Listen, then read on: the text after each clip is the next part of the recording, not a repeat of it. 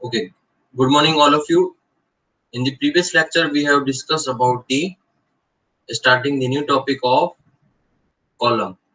Okay, starting from the members, vertical member are called column in the building, and in the truss, if we compression members called as strut, and the for particular crane, boom member, and so on.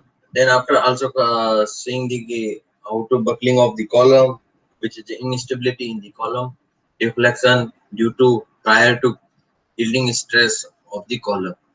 So then after different classes of the buckling classes for cross section A, B, C, D, and the table number 11 also defined for the different types of cross section area to class in A, B, C, D, and find out the another one is parameter is slenderness ratio, and due to slenderness ratio we use the actual length or unsupported length, how to calculate the actual length. Then finally we go to the another is effective length of the column. Okay, and for the last and final radius of gyration. Now today lecture are mainly focused on the design of the compression members, and उसके अंदर particular topic रहेगा अपना design compressive strength. Okay, तो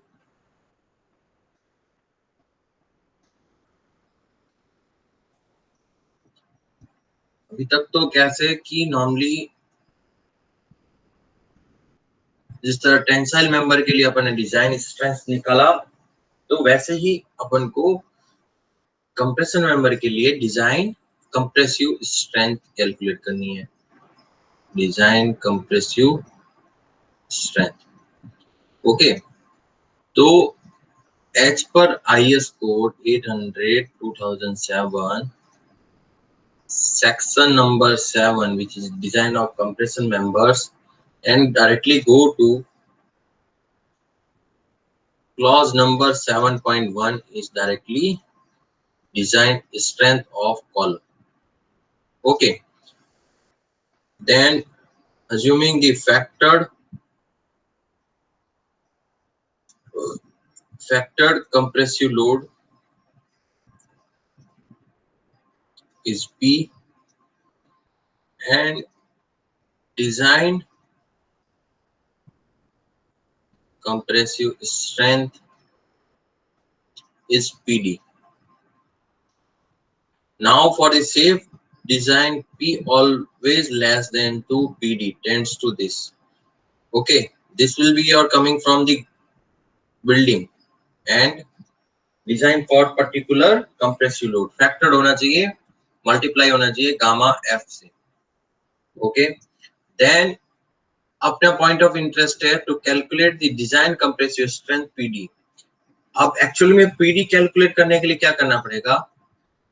design compressive strength equal to stress.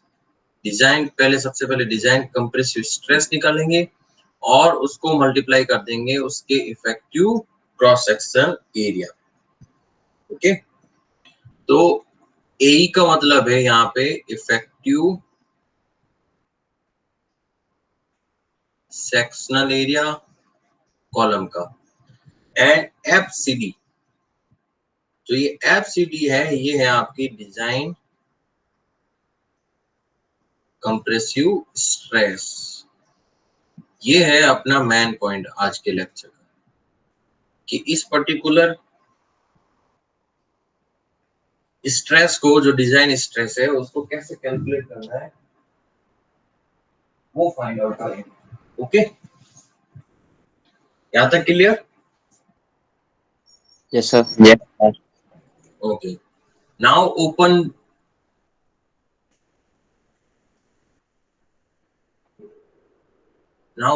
to clause number 7.1.2.1 in the page number 34. सब open कर लो एक बार. Open हो गया? Yes, sir. अब अगर आपका एफसीडी एक्सली लोडेड अगर कॉलम से एक्सली लोडेड अगर आपका कंप्रेशन मेंबर है, ध्यान से देखना, अगर एक्चुअली लोडेड कोई भी कंप्रेशन मेंबर है तो उसके लिए एफसीडी कैलकुलेट करने के लिए क्या कर रहे हैं, एज पर IS code a X factor, which is called the stress reduction factor, and multiply by design yield stress. Okay, ये स्ट्रेस जो स्ट्रेस रिडक्शन फैक्टर है, ये क्यों यूज किया मैंने बताया था लास्ट प्रीवियस क्लास में कि due to instability, due to buckling of column, it fails और it imperfect deflect prior to achieve maximum stress. Okay, ये मैक्सिमम स्ट्रेस से क्या है, वहां तक रीच नहीं हो रहा, और it should be less than always one. X factor है आपका, ये जो स्ट्रेस रिडक्शन फैक्टर, इसको इस तरह से डिनोट करते हैं, जैसे कि आप देख रहे होगे कोड में। I am directly go to the code which is clause is 7.1.2.1. okay, directly coming to first, fcd equal to x factor multiply by fi upon gamma m naught, और इसकी जो स्ट्रेंथ जो है वो always less then design yield stress. एक material की सबसे maximum stress वहीं पे होगी, तो उससे ऑलवेज कम होगा ये वाली वैल्यू, ज्यादा तो नहीं होगा। तो that means x is less than और इक्वल टू 1, और may be is directly reduction कर रहे हैं तो इट ऑलवेज लेस देन 1 होगा। Okay, now coming to the stress reduction factor, जो फैक्टर है ये वाला stress reduction factor, stress reduction factor, ये एक्चुअल में एक तो सबसे पहले बकलिंग क्लास, जो बकलिंग क्लास बताई थी A B C D, okay, उस पर डिपेंड करेगा, और दूसरा डिपेंड करेगा स्लेंडरनेस रेशियो। एक्चुअल में इसकी मतलब अगर stress reduction factor means buckling class और slenderness ratio KL by R, उस पे अगर डिपेंड करता है तो मींस डायरेक्टली कि इसकी एक्चुअली लोडेड के लिए भी डिजाइन कंप्रेसिव स्ट्रेस है वो भी इस पर डिपेंड करेगी। तो फर्स्ट आपकी बकलिंग क्लास क्या है ऑफ द क्रॉस सेक्शन वो डिफाइन करना है, फिर उसके बाद स्लेंडरनेस रेशियो क्या है, उसके अकॉर्डिंग अपने पास में एक stress reduction factor we can calculate. Okay, now coming to the formula as per given in IS code, the X factor stress reduction factor is equal to Fy gamma m naught 0। ये तो है आपका stress का, तो इसको stress में नहीं लिख के मैं डायरेक्टली फैक्टर ही लिखता हूँ स्ट्रेस को। तो ये जो X फैक्टर है ये है आपका 1 divided by pi plus phi का स्क्वायर माइनस लैम्डा का स्क्वायर, और ये पूरा स्क्वायर रूट में है।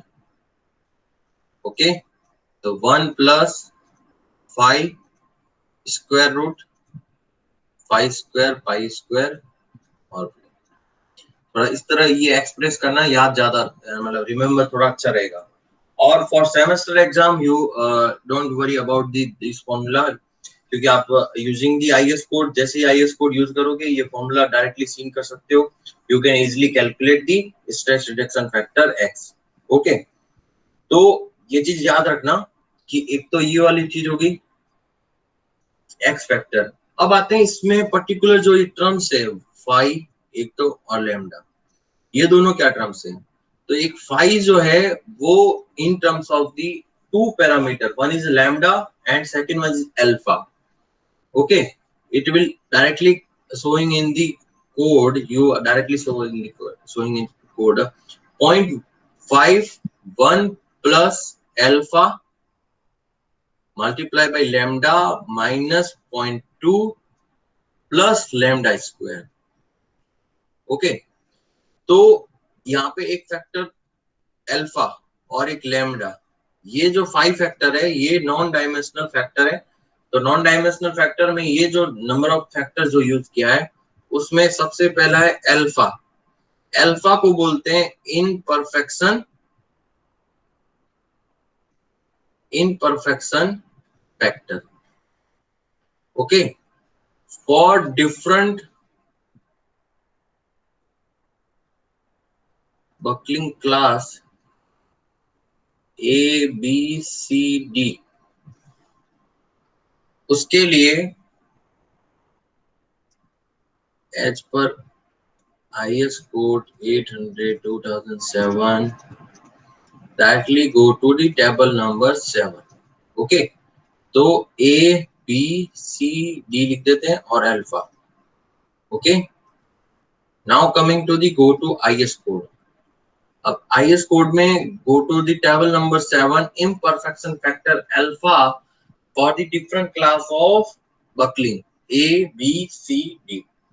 अब उसके लिए इसकी वैल्यू दे रखी है 0.21 for the buckling class A, 0.34 B और 0.49 C और D के लिए 0.76। सबसे ज्यादा यूज होता है C class.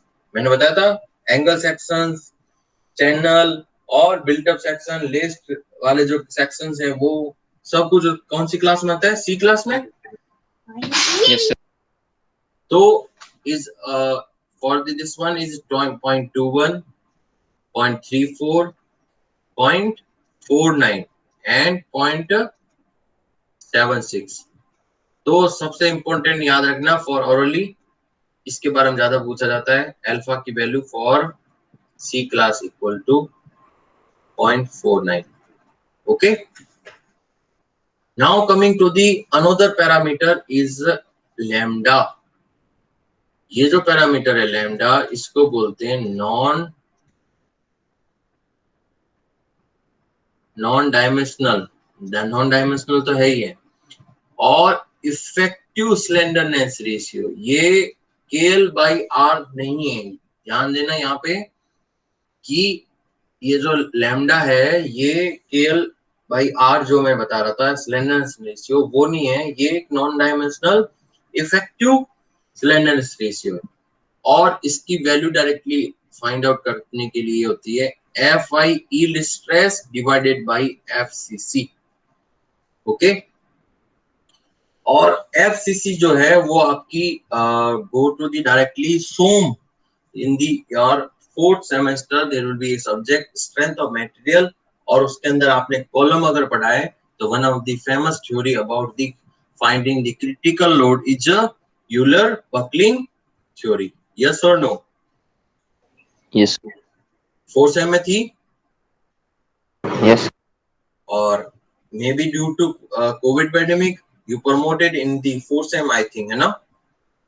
Yes, sir. That's why you are not cannot read out or for the examination वो आपने जो पार्ट जो है वो मिस किया इसके रिगार्डिंग। ओके, अब now coming to the lambda equal to FY root upon FCC। और FCC जो है आपकी वो डायरेक्टली है यूलर बकलिंग स्ट्रेस। कौन बताएगा एक्सप्रेशन? पता होगा ना, पाई square E divided by B square. what is a Pi square EI upon L square. and it is not Li square because you are finding the this will be stress. Okay, stress term same. If you P find out the upon L square, E आ जाता है इसमें। अब A से divide करोगे तो एक R जो radius है वो भी इसमें इंक्लूड होगा। तो इसमें आएगा for your slenderness ratio KL divided by R का square. Means if you find out the stress अगर निकालनी है बकलिंग स्ट्रेस तो पाई स्क्वायर और लैम्डा जो आपका इफेक्ट जो है इफेक्ट ये वाला लैम्डा जो डायरेक्टली कैलकुलेट करते हैं और मल्टीप्लाई कर दो E से। That means E pi square E upon KL upon R का होल स्क्वायर और आपका लैम्डा एक्सप्रेशन हो जाएगा। ये जो लैम्डा है ये आपका इफेक्टिव स्लेंडरनेस रेशियो है। ओके, और दो स्ट्रेस का डिवाइड है और ये बहुत चीजों पे डिपेंड करेगा। कैसे? फर्स्ट FY, फिर ये जो एक्सप्रेशन है मल्टीप्लाई में ऊपर जाएगा। Okay, then divided by pi square E. Okay, यहां तक क्लियर?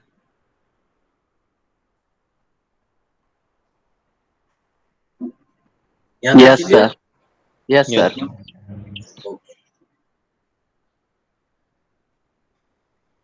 यहाँ पे गामा एम नॉट जो है वो तो पता है ना, partial factor of safety for yielding के लिए। ये तो बहुत बार हो गया ना आपका। 1.1. हाँ 1.1। Okay, now coming to the directly go to the for calculating the stress design. जो स्ट्रेस अभी जो स्टेप्स पढ़े अपन ने, उसमें क्या क्या चीजें स्टेप्स हैं वो चीज बता देता हूँ।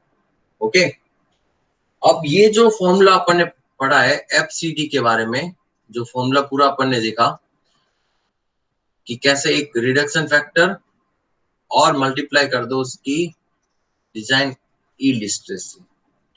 अब आते हैं अपन को कैलकुलेट क्या करना है एज पर आईएस कोड 2007। साथ साथ में लिखते रहना। देयर दी टू मेथड्स है आपके पास में। मेथड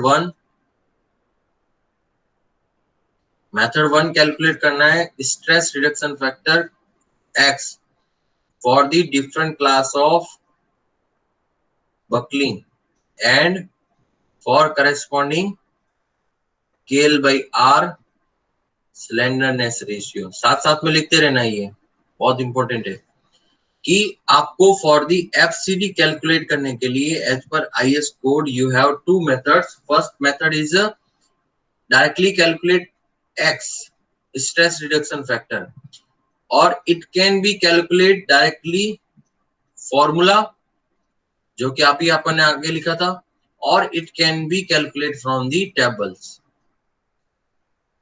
4 टेबल्स दे रखी है डिफरेंट क्लास के लिए, और यू कैन कैलकुलेट डायरेक्टली। क्या कैलकुलेट कर सकते हो? Particular stress reduction factor. Okay, then second method you directly calculate FCD design compressive stress for the 4 different class of buckling ABCD or corresponding KL by R slenderness ratio. Okay, now coming to the point जो ये था अपना कि जो lambda जो अपन ने एक और एक्सप्रेशन लिखा था, ये क्या था? Lambda equal to Fi KL by R square divided by pi square E।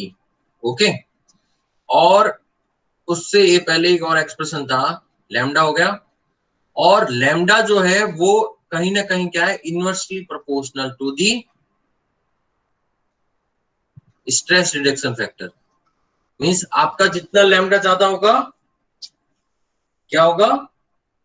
Stress जो है डिजाइन कंप्रेसिव स्ट्रेंथ उतनी कम होगी। यस और no? Yes, sir. Stress reduction factor कहीं ना कहीं लिंक कर रहा है लैम्डा से, और इसके ऊपर power our square root and कुछ भी होगा। तो अब पॉइंट नोट डाउन करना। देखो, अब अपने लिए पॉइंट है एफसीडी डिजाइन कंप्रेसिव स्ट्रेस। ये डिपेंड करती है Fy यील्ड स्ट्रेस पे। Okay, done. देन भाई जैसे यील्ड स्ट्रेस बढ़ेगी तो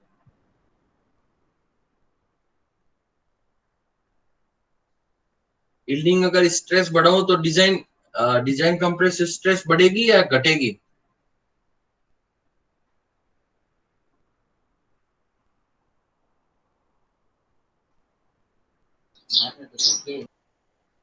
हाँ, बढ़ेगी। अगर मैं यील्ड स्ट्रेस अगर इंक्रीज करता हूं तो Increase लैम्डा होगी। क्या इंक्रीज होगा? लैम्डा बाई Fi के सिमिलर है, पैरेलल है। तो यील्ड स्ट्रेस बढ़ेगी तो लैम्डा इंक्रीज होगा, और अगर लैम्डा इंक्रीज हुआ तो स्ट्रेस रिडक्शन फंक्शन क्या होगा? डिक्रीज। डिक्रीज। आ गया समझ में? दैट मीन्स आपका एफसीडी जो है वो सेम, अगर आप बकलिंग क्लास रखोगे और सेम लैम्डा ये केएल बाई आर की वैल्यू, मतलब ई भी कांस्टेंट रखना है उस टाइम, और केएल बाई एल जो स्लेंडरनेस रेशियो है उसकी भी वैल्यू अगर कांस्टेंट रखोगे, तो यील्ड स्ट्रेस जैसे जैसे बढ़ाओगे तो आपका जो एक्स फैक्टर है वो डिक्रीज होगा। Okay, clear? ये लाइन लिखते रहना, बहुत इंपॉर्टेंट लाइन है और ये कंक्लूडेड लाइन है। मींस आपको ना तो बुक में मिलेगी ना नोट्स में, कंपटीशन एग्जाम में भी नहीं मिलेगी। ये पर्टिकुलर कंक्लूड है after the seeing the table और बहुत सारे जो फैक्टर है उसको। ओके, तो फर्स्ट है F5 हो गया, clear? Now coming to the second है ये buckling class of the cross section. Okay, A B C D. अब इसके ऊपर भी डिपेंड करते हैं, एफसीडी डिपेंड करेगी कि नहीं करेगी for the particular class, buckling class के लिए। और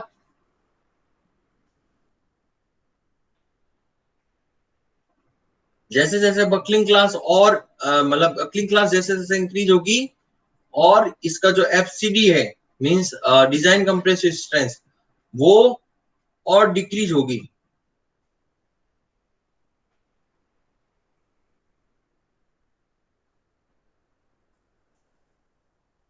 ओके, अब बकलिंग क्लास कैसे डिक्रीज होगी भाई? उसके लिए भाई एक अल्फा की वैल्यू भी है वो इंक्रीज हो रही है। अल्फा वैल्यू इंक्रीज हो रही है कि नहीं? ए बी सी डी, ए के लिए कितना 0.21। मतलब एक बात याद रखना, जैसे जैसे बकलिंग क्लास इंक्रीज हो रही है मतलब वो उसकी लेंथ और बकल जो है वो अर्लियर हो रहा है। मींस अगर ए आपका 0.21 है दैट मींस ये थोड़ा शॉर्ट कॉलम है, और बी जो है वो लॉन्गर, सी और डी उसके लिए लॉन्गर।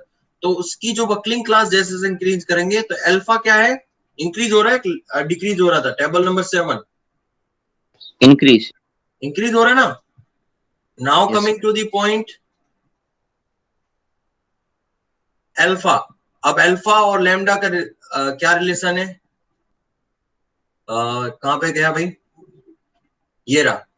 अगर भाई फाई जो है वो डायरेक्टली प्रोपोर्शनल टू अल्फा, अगर अल्फा इंक्रीज हो रहा है दैट मींस फाई इंक्रीज हो रहा है, और फाई इंक्रीज हो रहा है तो दैट मींस क्या होगा? Stress reduction factor decrease. Decrease. Yes और नो? यही आपको यस। एग्जाम में पूछने वाले हैं, वाइवा में, इंटरव्यू में, after clear BTech, in the competition exam, even ES के इंटरव्यू में भी। ओके, तो इसको ध्यान से देखना।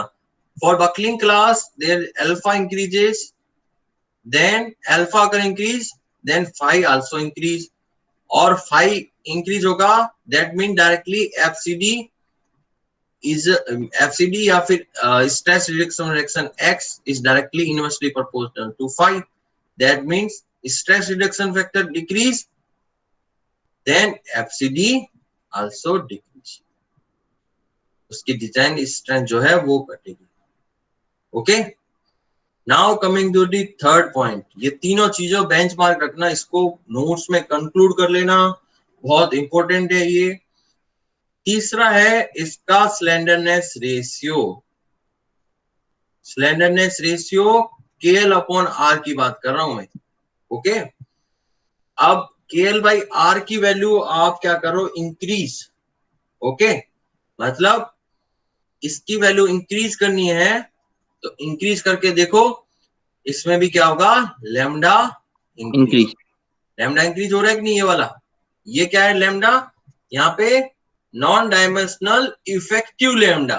ओके, तो लैम्डा अगर इंक्रीज हो रहा है और lambda inversely proportional to stress reduction factor, that means stress reduction factor x is also decrease and corresponding to FCD decrease. Okay, that means कि अगर आप यील्ड स्ट्रेस इंक्रीज करोगे, बकलिंग क्लास अगर इंक्रीज होगी, ए से B, C से D, slenderness ratio भी increase करोगे, तो आपका एफसीडी क्या हो रहा है? डिक्रीज ही decrease. Okay, clear? Yes sir. Yes, sir. अब आते हैं ई पॉइंट। अब आते हैं ई अगर इंक्रीज कर दो, अगर मान लो मटेरियल जो है वो उसका यंग मॉडुलस आप इंक्रीज करोगे तो क्या होगा? Lambda decrease. तो सिर्फ एक जो फैक्टर है उससे आपकी एफसीडी जो है वो क्या हो रही है, अगर उसको इंक्रीज करते हैं, ओके। और इन फैक्टर को अगर डिक्रीज करोगे तो ऑब्वियसली बात है एफसीडी सारा इंक्रीज होगा। और ई जो वैल्यू है वो अगर इंक्रीज करोगे तो लैम्डा डिक्रीज, लैम्डा अगर डिक्रीज तो stress reduction factor increase. Okay, clear? अब आते हैं इसमें मेथड 1 जो था अपना, मेथड 1 में stress reduction factor by the formula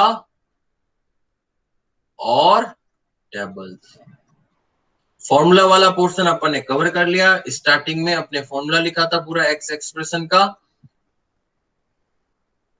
वो जो एक्सप्रेशन था, एक्स जो है reaction factor 1/5 plus square root of 5 square और लैम्डा स्क्वायर। ओके, तो ये जो स्ट्रेस रिडक्शन फैक्टर है इससे एक्स निकालो, फिर उसके बाद में FCD directly stress reduction factor multiply by F I upon gamma M naught 0। ये एफसीडी निकल गया। Now coming to the table, जो आपकी टेबल नंबर 8A है, table number 8A, B, C और D for the different buckling class. Okay, A to 8D, it is directly represent. Table 8A is for the buckling class A and as so on similar to buckling class D, refer to table number 8D. Okay, now going to the directly table. अब अपन table के बाद एक ये वाला देख लो, अगर alpha जैसे जैसे ये बकलिंग क्लास इंक्रीज हो रही है और एफसीडी की वैल्यू डिक्रीज हो रही है, यस और नो? ये वाला करो, एक और रेफर कर देना, ए बी सी डी।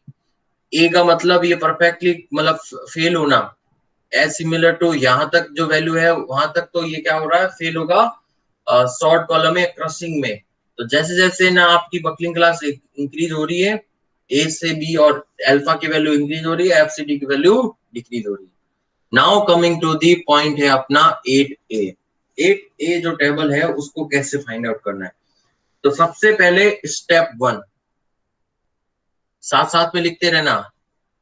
मैं अभी मेथड 1 बता रहा हूं, अभी मेथड 2 नहीं बताया। ओके, तो मेथड 1 में सबसे पहले अपन को फाइंड आउट करना है टेबल नंबर 11 से क्या, buckling class A B C D. Okay, सबसे पहले क्या फाइंड आउट करना है, buckling class, step number 1। Second, अगर बकलिंग क्लास आपकी डिफाइन होगी तो आपका फाइंड आउट करने के लिए FCD equal to stress reduction factor multiply by design yield stress. और ये जो स्ट्रेस रिडक्शन फैक्टर है ये आपको कैलकुलेट करना है table 8A, 8B, 8C and 8D of IS code 800/2007। Clear? यहां तक clear? Yes, sir. Yes please. किसी को समझ में नहीं आया क्या? आ गया सर। ओके, तो स्ट्रेस रिडक्शन फैक्टर एक्स की वैल्यू फाइंड आउट करने के लिए now going to the table number 8A, 8B, 8C। और उसके लिए क्या करना है, लेट्स अज्यूम आपकी बकलिंग क्लास जो है वो, एग्जांपल बता रहा हूं, बकलिंग क्लास जो है वो है ए। तो मैं कौन सी टेबल प्रिपेयर करूंगा, टेबल 8A, यस और नो? Yes sir, 8A। अब आपकी टेबल 8A का मैं कुछ ब्रीफ बता देता हूं। ये है सबसे पहले टॉप पे, साथ साथ में देखता रहना, Fy वैल्यू यील्डिंग स्ट्रेस, और इस वाली कॉलम है आपका KL बाई आर की वैल्यू। ओके, 10, 20, 30 ऐसे से इंक्रीज करता हुआ 250। ओके, और ये है आपका स्टार्टिंग 200 से 540 तक Fy की वैल्यू। ओके, और इन दोनों वैल्यू से मीन्स KL की वैल्यू ये वाली लाइन ड्रॉ करना और Fy की वैल्यू ये ड्रॉ करना, जहां इंटरसेक्ट करे वो जो पॉइंट वैल्यू है वो है आपकी स्ट्रेस रिडक्शन फैक्टर, क्या, stress reduction factor X। Okay, अब फॉर एग्जांपल Fy की वैल्यू आपके पास 250 है और KL बाई आर की वैल्यू आई 90। ओके, और आपकी बकलिंग क्लास जो है वो है A। तो मैंने टेबल नंबर 8A को रेफर किया और directly I am going to the table number 8A। Pencil use करने के बाद में सबसे पहले टिक लगाना है इसके ऊपर।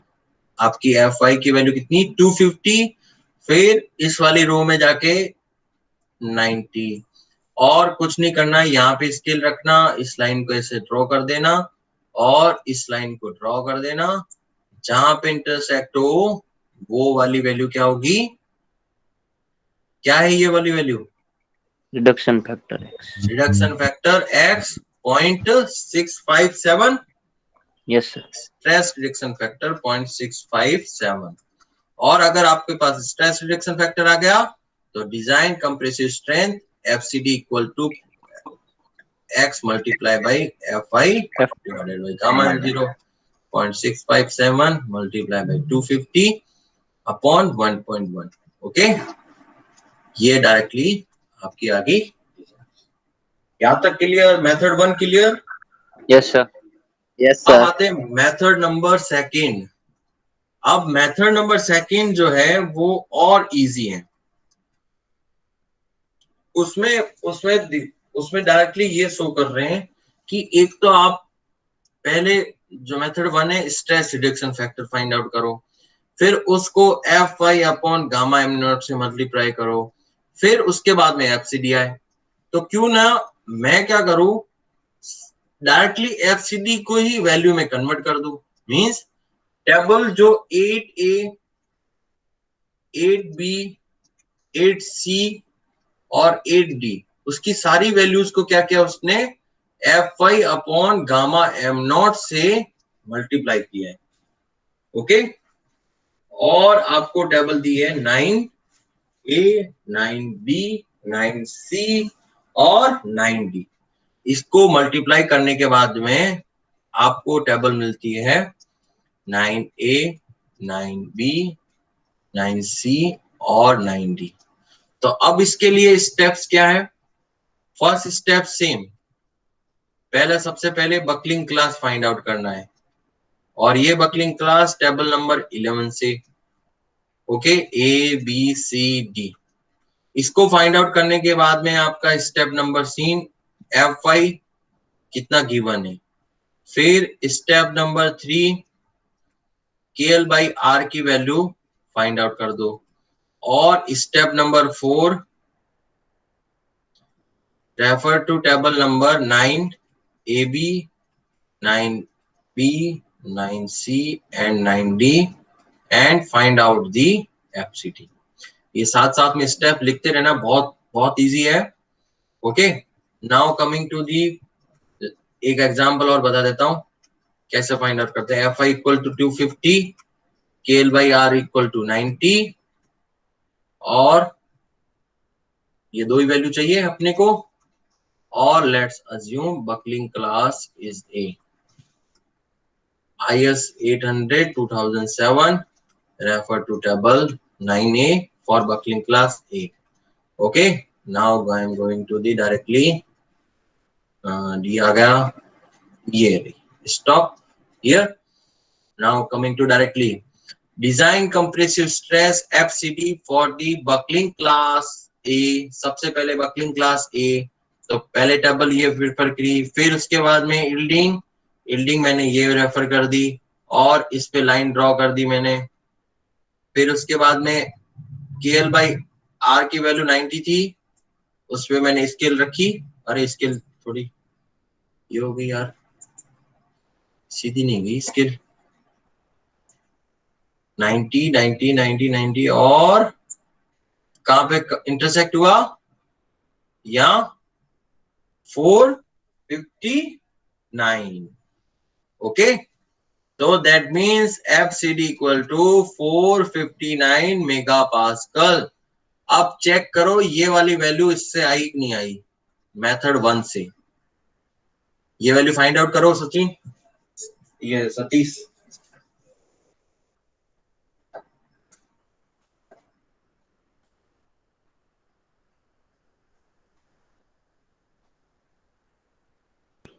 वन 49.3 149.31 आ गई, सेम टू सेम। पॉइंट के बाद में वहां पे टेबल जो टेबुलर फॉर्म में, वहां पे आपको डायरेक्टली क्या है, इतना पॉइंट के फॉर्मूले में नहीं दे रखा है, डिजिट जो डेसिमल से पहले पहले जो डिजिट है वो सेम आना चाहिए। करेक्ट? Yes sir. आगे समझ में? Yes sir. Clear? Yes sir. Clear sir. Yes sir. Okay, अब लिखो एक एग्जांपल क्वेश्चन, ठीक है? उससे आपका FCD जो है वो कभी भी मैं अगर आपको क्वेश्चन दूं तो आप सॉल्व करोगे और इसको मेरे को असाइनमेंट में भेज देना। ओके, तो design a single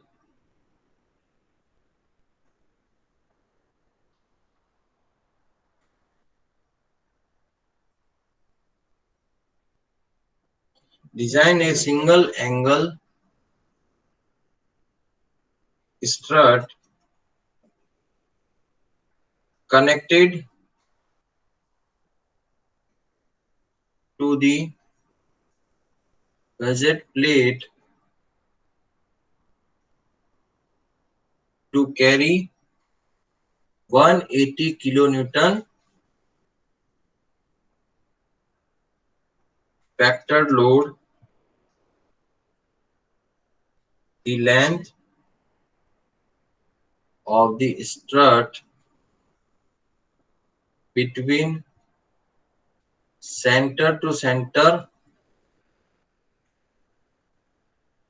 intersection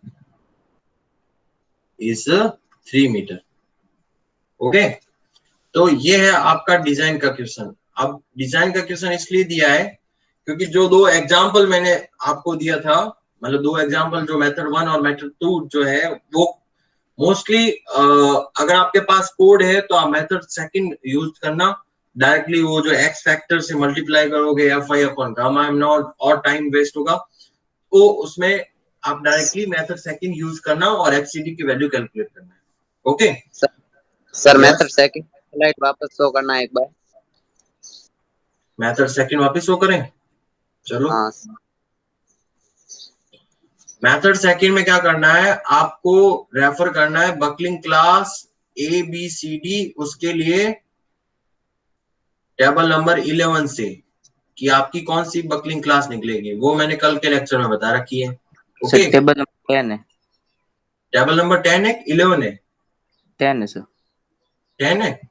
yes. Okay, just इसके बाद ही हो गया तो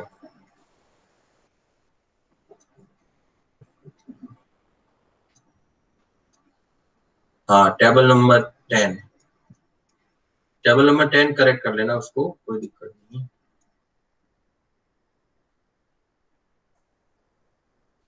तो टेबल नंबर 10 से आपको buckling class ABCD find out कर देना है। फिर वहां से ABCD फाइंड आउट कर लिया तो आपके पास में अब go to the directly table number ABCD। Okay, अगर मान लो ए क्लास की अगर आती है तो आपको टेबल कौन सी यूज करनी है, उस पर लिखा हुआ है, टेबल पे बहुत क्लियर लिखा हुआ है कि बकलिंग क्लास फॉर ए ये वाली टेबल यूज करना, फॉर बकलिंग क्लास बी ये वाली टेबल यूज करना, कोई कोडिंग नहीं है। Okay, now coming to the buckling class हो गया। फिर आपके पास सेकंड स्टेप है, एफ वाई की वैल्यू कितनी दे रखी है, 250 400 200 201 जो भी दे रखी है वो वाली वैल्यू फाइंड आउट करनी है, मतलब वो वैल्यू नोट डाउन करनी है। फिर उसके बाद में स्टेप 3 जो है वो है उस कॉलम का केएल बाई आर की वैल्यू, केएल बाई आर की वैल्यू ये फाइंड आउट करनी है। फिर उसके बाद में स्टेप 4 जो है वो है वापिस आपको टेबल रीड आउट कैसे करनी है। तो टेबल रीड आउट करने के लिए मैंने एक एग्जांपल बताया था आपको। एग्जांपल क्या था धर्मेंद्र, ध्यान से देखना। सबसे पहले बकलिंग क्लास मैंने अज्यूम की है अभी के लिए ए, और एफ आई की वैल्यू है 250 और केएल बाई आर की वैल्यू आई मेरी 90। तो अब मैं ए क्लास के लिए कौन सी टेबल रेफर करूंगा, 9A या 9B? 9A। 9A। तो अब मैंने क्या किया, 9A टेबल मैंने यूज की for the buckling class. Okay, तो 9A के लिए ध्यान से देखो, सबसे पहले एफ वाई यहाँ पे ई लिस्टेस लिखी हुई है ये वाली रो में, तो सबसे पहले एफ वाई मेरे केस में है 250 और केएल बाई आर की वैल्यू मेरे पास है 90। तो बस दो वैल्यू आपको पता है और दो वैल्यू का इंटरसेक्ट करके आपको डायरेक्टली क्या मिलने वाला है यहाँ पे, तो डायरेक्टली क्या मिलने वाला है यहाँ पे लिखा हुआ है कि डिजाइन कंप्रेसिव स्ट्रेस, और वो भी किसमें, मेगा पास्कल में। तो यहाँ पे जब आपने इंटरसेक्ट किया तो ये वाली वैल्यू थी 149 mega pascal. Clear? Yes sir. Okay, now coming to the ये जो क्वेश्चन है इसको कैसे सॉल्व करना है। ओके, तो उसके लिए मैं आपको एक और थोड़ा सा एड ऑन करना चाहता हूँ आज के लेक्चर में कि for selection of the compression जो मेंबर्स है उसके लिए जो पर्टिकुलर ये मेंबर जो है वो कैसे सिलेक्ट होते हैं, तो उसके लिए आपको लिखना कि how to select shape of compression member. Okay, तो कंप्रेशन मेंबर की जो शेप है वो कैसे फाइंड आउट करते हैं। तो आपने एक चीज तो देखा होगा, कैसे, जो डिजाइन स्ट्रेस है, डिजाइन स्ट्रेस मीन एफसीडी, अगर आप केएल बाई आर की वैल्यू क्या कर रहे हो, इंक्रीज कर रहे हो, तो एफसीडी क्या है, डिक्रीज हुआ कि नहीं हुआ, यस और नो? Yes sir. तो केएल बाई आर की वैल्यू इंक्रीज कर रहे हो, दैट मीन्स आर जो है वो मिनिमम लोगे। ओके, अगर भाई आपको केएल बाई आर की वैल्यू अगर मैक्सिमम चाहिए तो आपको क्या करना पड़ेगा, आर मिनिमम लेना पड़ेगा। लेंथ यस तो सर। भाई कांस्टेंट है, एंड रेस्ट्रेंट वो भी कांस्टेंट है, तो आर मिनिमम क्या है, ये आपकी सेक्शनल प्रॉपर्टीज है। मींस आपको इसकी पर्टिकुलर क्रॉस सेक्शन की आर वाई वाई और आर एक्सेस वो कैलकुलेट करनी है। आर वाई वाई और आर एक्सेस जो ये रेडियस ऑफ जायरेशन है ये बहुत बड़ा खेल है, इसका कंप्रेसिव मेंबर की डिजाइन करने के लिए बहुत बड़ा इंपोर्टेंट एक फैक्टर है। अब ये जो फैक्टर है ये एक्चुअल में क्या है कि ये डिपेंड करता है कि किसी भी नॉर्मली जो मेंबर है उसका क्रॉस सेक्शन एरिया ए और उसका moment of inertia I. Okay, now coming to the cross section area A equal to constant. Constant का मतलब ये सारे जो मेंबर है इसका cross section area A constant है। ओके, अज्यूम, मैं अभी इसमें फिगर में एक्चुअल में तो नहीं है, अज्यूम करो। तो इसमें से आप कौन सा जो सेक्शनल एरिया है या फिर सेक्शनल जो शेप है वो कॉलम कंसीडर करोगे, तो उसके लिए आपको सबसे पहले आर मिनिमम वैल्यू निकालनी पड़ेगी। इसके लिए इसका सेंटर यहाँ पे, इसके लिए यहाँ पे इसका सेंटर, इसका सेंटर यहाँ पे आएगा, इसका सेंटर यहाँ पे सेंट्रोइड का, इसका सेंटर यहाँ, इसका सर्कुलर ट्यूब्स का यहाँ पे, इसका स्क्वायर ट्यूब्स का यहाँ, इन दोनों का सेंटर आएगा यहाँ पे, इन दोनों का सेंटर आएगा यहाँ पे। ओके, अब now coming to the R minimum, मतलब रेडियस ऑफ जायरेशन है वो इन पर्टिकुलर मेंबर की दोनों एक्सिस में क्या होनी चाहिए, सेम, ताकि आप क्या यूज कर सको कि पर्टिकुलर जो मेंबर है R higher carrying the load, मतलब लोड कैरिंग कैपेसिटी उसकी ज्यादा इंक्रीज होगी अगर आपका मेंबर का थ्रू आउट आर जो है वो सेम है। मतलब इस एक्सिस के अबाउट ले ले वो आर और इस एक्सिस के अबाउट भी आर ले ले, तो ऐसे सारे क्या होंगे, सिमेट्रिकल वाले। ये सिमेट्रिकल नहीं है तो आर डिफरेंट होगा इसका, ये सिमेट्रिकल है तो आर सेम होगा, ये भी सिमेट्रिकल नहीं है क्योंकि इस एक्सिस के अबाउट करोगे तो सिमेट्रिकल नहीं, ये सिमेट्रिकल है लेकिन इस पर्टिकुलर एरिया के इसके लिए आर कुछ अलग होगा, इसके लिए कुछ और होगा। सर्कुलर क्रॉस सेक्शन सबके लिए सेम आर, स्क्वायर सेक्शन इसके लिए भी आर सेम, इसके लिए भी आर सेम, क्योंकि बिल्टअप किया है। अब ये आगे पढ़ेंगे अपन कैसे कैसे करते हैं इसको।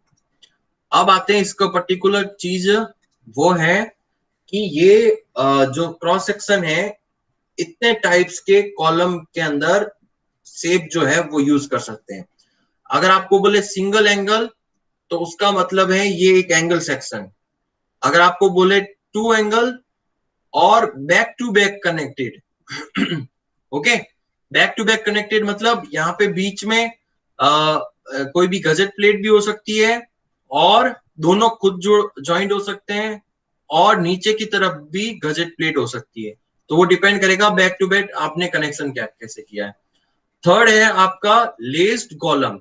लेस्ड कॉलम उसको बोलते हैं, ये अपन पढ़ेंगे नेक्स्ट जो अपने जो क्लास होगी टुमारो या फिर डे आफ्टर टुमारो, तो उसमें भी याद रखना आपको कि ये जो पर्टिकुलर जो कॉलम है ये बिल्टअप कॉलम है एक तरह से, और ये जो डैश डैश लाइन है इसको लेसिंग्स बोलते हैं। क्या बोलते हैं? लेसिंग्स। क्लियर? ये पर्टिकुलर आगे पढ़ेंगे, इसकी बहुत बड़ी डिजाइन है और क्वेश्चंस आता है मतलब 15 मार्क्स का, और ईएस में, एसएससी जेईएन में, कंपटीशन एग्जाम में बहुत सारे इसके क्वेश्चंस आते हैं क्योंकि इसके बहुत सारे स्टेप्स हैं, मतलब पर्टिकुलर एरिया, उसका एंगल, बहुत सारे। ये मैं बड़ी एकदम क्लास मतलब अच्छे से क्लास लेने वाला हूँ जिसमें मोस्टली अगर स्टूडेंट ज्यादा होंगे तो उनके लिए बेनिफिशियल होगा, नहीं वरना उसको बहुत परेशानी होगी। ओके, अपने फ्रेंड्स को बोल भी देना नेक्स्ट क्लास या उसके डे आफ्टर जो क्लास है वो लेसिंग ऊपर रहेगी क्लास। ओके, फिर चैनल सेक्शन हो सकता है, यूज कर सकते हैं, आई सेक्शन यूज कर सकते हैं, सर्कुलर ट्यूब्स यूज कर सकते हैं, स्क्वायर ट्यूब्स यूज कर सकते हैं। दो आई सेक्शन को आपस में कनेक्ट कर लो, ये कनेक्ट करने के लिए मैंने फिर ना लेसिंग यूज की है, इसको लेसिंग बोलते हैं। तो laced column using I section, और आई सेक्शन के ऊपर ही मैंने प्लेट लगा दी to increase the cross section area और आर की value. Okay, clear? Yes sir. अब अपन एक और जो क्वेश्चन जो है आपका वो सॉल्व करने के लिए मैं कुछ स्टेप्स लिखा रहा हूं, वो है स्टेप्स फॉर, बहुत इंपॉर्टेंट स्टेप्स हैं, steps for design of compression member. Okay, ये जो कंप्रेशन मेंबर है इसका डिजाइन कैसे करना है जो अपना क्वेश्चन से। तो सबसे पहले डिजाइन क्या है, ट्रायल एंड मेथड है। ट्रायल मेथड मतलब कोई एक सेक्शन लो और वो सेक्शन अगर मतलब पर्टिकुलर लोड अगर कैरिंग कैपेसिटी बियर करता है तो वो सेफ है, और अगर वो सेक्शन अगर बियर नहीं करता तो मतलब वो सेफ नहीं है। अब इसमें ध्यान से देखो, सबसे पहले स्टेप वन में आपको assuming the design stress, direct जो डिजाइन स्ट्रेस थी ना एफसीडी, उसको अज्यूम करना है। ओके, अब एफसीडी को अज्यूम करने के लिए कुछ थंब रूल है। थंब रूल कुछ नहीं है, मतलब मैंने मान लो बहुत सारे ना मैंने डिजाइन किया था, एनालिसिस किया था, तो मैंने सबसे पहले ऑब्जर्व किया था for angle strut, single angle strut, उसके लिए क्या होता है, केएल बाई आर की वैल्यू जो है वो अप्रोक्सीमेट 70 to 90, 70 नहीं ये पर्टिकुलर रहती है 110 टू 130, 110 टू 130 इसकी वैल्यू अप्रोक्सीमेट रहती है फॉर द एंगल स्ट्रट के लिए। और इसके लिए आपको एफसीडी जो है वो अज्यूम करना है कितनी वैल्यू, 90 मेगापास्कल। लिखते रहना साथ में, बहुत इंपॉर्टेंट स्टेप्स हैं। फिर मेरे पास में मैंने एक और ऑब्जर्व किया फॉर रोल्ड बीम्स। ये जो रोल्ड जो सेक्शंस आते हैं, बीम हटा दो, रोल्ड जो सेक्शंस लिखो। रोल्ड जो सेक्शंस है, आई सेक्शन मोस्टली, उसके लिए ये जो KL/R की वैल्यू जो है वो ऑब्जर्व किया है 70 टू 90, क्योंकि थोड़ा ये हैवी सेक्शन है और R की वैल्यू भी अच्छी है इसमें वैल्यू। और इसके लिए KL/R की वैल्यू जो है वो 70 टू 90। एंगल सेक्शन है वो पहले बकल हो जाता है और आई सेक्शन जो है वो बकल होने में टाइम लेगा। ओके, तो उसके लिए एफसीडी अज्यूम करना आप 135 मेगापास्कल। ओके, और इन बिटवीन 135 आई सेक्शन हो गया और एंगल सेक्शन के लिए मिनिमम आपको 90 अज्यूम करना ही करना है। इन बिटवीन 100 टू 110 ये कोई चैनल सेक्शन, ट्यूब सेक्शन, उसके लिए अज्यूम कर लेना। Okay, clear? सर ये आईएस कोड में दे रखा गया?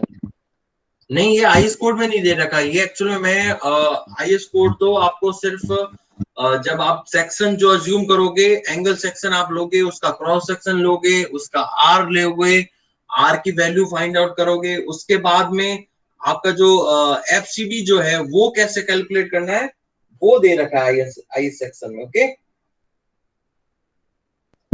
ओके। इसलिए मैं इंपॉर्टेंट बता रहा था ये चीज, क्योंकि एक्चुअल में क्या डिजाइन स्टेप्स ये कुछ क्वेश्चंस करने के बाद में आते हैं ये स्टेप्स। मतलब बहुत सारे अगर आप बुक्स में और अगर क्वेश्चंस करोगे तो ये स्टेप्स आ भी जाएंगे। और बहुत सारी बुक्स भी है ना कन्वेंशनल, ये जो थंब रूल्स जो है ये भी है ना बताते हैं। वंस यू गेट एफसीडी, तो एफसीडी अगर कैलकुलेट कर दिया और factor load, compressive factor load P है और P always less than PD, और PD मैंने आगे क्या लिखा था, PD equal to FCD multiply by E, है ना, stress multiply by cross sectional area design force. तो सबसे पहले PD को इक्विवेलेंट करना है P से, फिर A की वैल्यू निकालनी है। तो A की वैल्यू हो जाएगी PD divided by FCD effective area. ये है आपका इफेक्टिव एरिया। और आगे फिर पूरा टेंशन मेंबर की तरह डिजाइन, मतलब कैसे सेक्शन डिजाइन करना है। तो सबसे पहले ए की वैल्यू आई, इसको इंक्रीज मत करना, अगर इंक्रीज भी करते हो तो 10% इंक्रीज करना ताकि और सेफर साइड में रहो। ठीक है, जब तक नहीं नेक्स्ट सेक्शन अगर ट्रायल नहीं हो तब तक इसको कैलकुलेट मत करना। तो स्टेप नंबर 3, स्टेप नंबर आपको 3 है structural handbook for steel section 1 SP6। वहां से आपको क्या सिलेक्ट करना है, इफेक्टिव सेक्शनल एरिया ए, और एक पैरामीटर चूज करना आर मिनिमम। उसमें आर मिनिमम एंगल सेक्शन के लिए UV, R VV, R XX, R Y Y, सारी आर में से जो मिनिमम वैल्यू थी वो कैलकुलेट करना है। ओके, अब वापिस अपने पास में क्या आ गया, स्टेप नंबर 4 जो है वो स्टेप नंबर 4 डायरेक्टली आ गया अपने पास में कि एक तो उसकी इफेक्टिव लेंथ कितनी दे रखी है, एलई कैलकुलेट करने के लिए उसके एंड रेस्ट्रेंट केल की वैल्यू फाइंड आउट करना पड़ेगा। और इसके अंदर आप कैलकुलेट कर दो स्लेंडरनेस रेशियो KL/R की वैल्यू। ओके, R यहां से फाइंड आउट कर दो, लेंथ दे रखी है एक्चुअल लेंथ, एंड जो रेस्ट्रेंट जो प्रोवाइड किए थे कल वाली क्लास में मैंने बताया था कि डिफरेंट जो टेबल नंबर शायद तक 11 थी, कौन सी थी, जिसके अंदर and restaurant different types of column के लिए KL/R के की वैल्यू जो है वो गिवन थी। यस और नो? Yes sir, 11। ओके, अब वापिस एनालिसिस, अभी जो क्वेश्चंस बताया था, अब आपके पास में एफ वाई की वैल्यू है, अब आपके पास में केएल बाई आर की वैल्यू है, अब आपके पास में क्रॉस सेक्शन भी है, और अगर एंगल सेक्शन है तो उसकी बकलिंग क्लास कौन सी होती है, सी डायरेक्टली। तो सी आपके पास में है, एफ आई आपके पास में, केएल बाई आर आपके पास में। Now coming to the, directly go to the 9C table और क्या फाइंड आउट कर लो, एफसीडी। और ये अगर आपका एफसीडी जो है और उसको मल्टीप्लाई करोगे एरिया से, तो आपके पास आएगा design stress, design compressive stress, ये ग्रेटर देन होना चाहिए factored load, factored compressive load से ज्यादा। तो मतलब आपकी डिजाइन सेफ है। और ध्यान देना, अगर सेफ नहीं है तो वापिस जो एई है उसको इंक्रीज कर दो और उसको वापिस कैलकुलेट करो। ओके, क्लियर, क्लियर यहां तक? Yes sir, yes sir. अब जो क्वेश्चन जो है वो देख लो, क्वेश्चन में आपको यही वाले स्टेप फॉलो करने हैं। क्वेश्चन में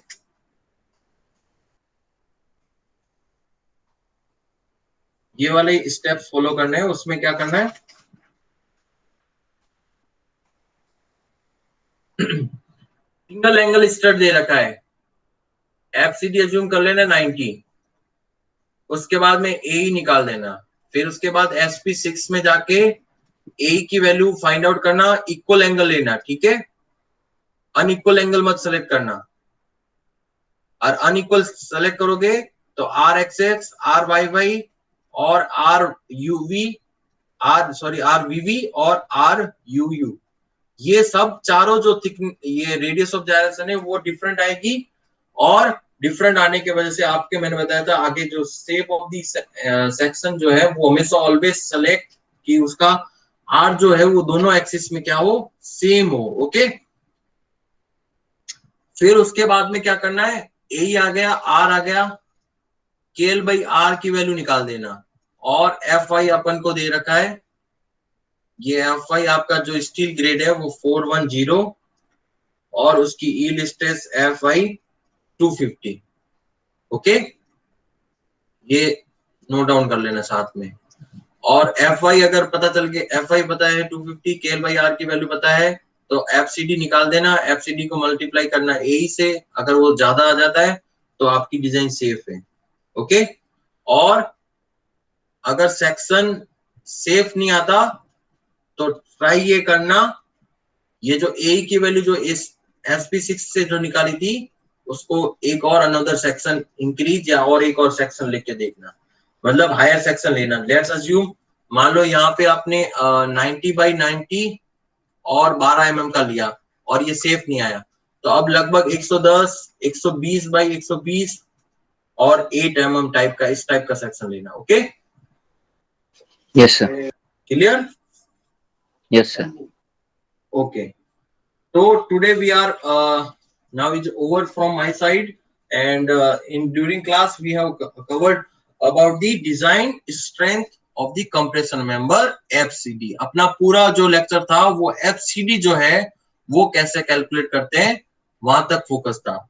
अब इसके बाद में नेक्स्ट अपन लेसिंग कॉलम भी पढ़ेंगे, और एंगल जो स्ट्रट है वो सिंगल साइड कनेक्टेड और बोथ साइड कनेक्टेड, एसेंट्रिक और एसेंट्रिक, उसके लिए कुछ क्लॉज जो है वो देखेंगे उससे पहले लेसिंग कॉलम से, और फिर उसके बाद में लेसिंग कॉलम और एक बैटन कॉलम, ये तीनों चीज कवर होने के बाद में आपका कंप्रेशन मेंबर हो जाएगा।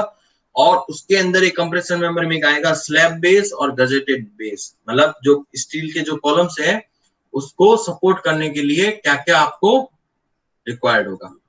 Okay, yes sir.